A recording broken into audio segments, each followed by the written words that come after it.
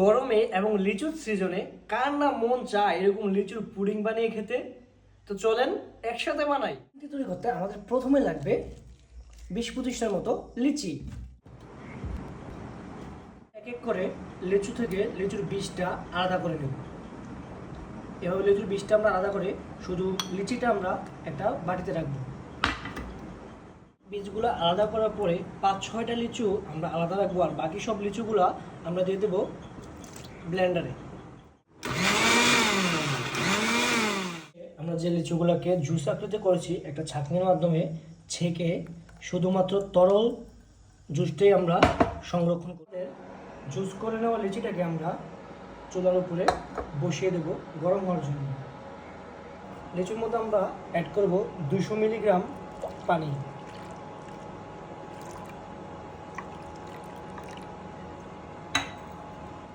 Add হবে 6 table চামচ চিনি। লিকুইডটা গরম হয়ে আসবে তখন আমরা দেবো এখানে agar agar powder.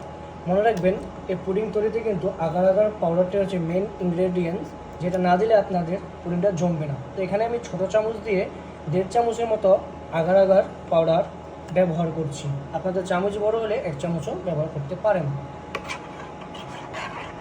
Agar agar পাউডারটা দেওয়ার পর কিন্তু সারাক্ষণ নাড়ার মধ্যে রাখতে হবে, কারণ নাড়াচাড়ার মধ্যে না রাখলে ডোটা জমাট বেড়ে যাবে আর কি। এই তরল জুসটাকে আমরা 5 থেকে 7 মিনিট এভাবে জাল করব। 5 থেকে 7 মিনিট জাল করার পরবর্তীতে আমরা এটাকে নামিয়ে নেব। যে লিচুগুলো রেখে দিয়েছিলাম লিচুগুলো একটু হালকা হালকা করে দিয়ে আমাদের যে পেস্টটা তৈরি হয়েছে এটা আমরা এর মধ্যে হালকা করে ঢেলে দেব।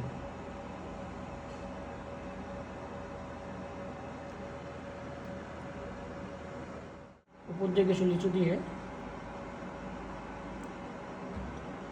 আমরা এখন ওয়েট করব 10 থেকে 15 মিনিট। 15 মিনিট রাখার পরে উল্টে নেব আমরা। উল্টে নেওয়ার পরে আমাদের মিশ্রণটি রেডি হয়ে গেছে।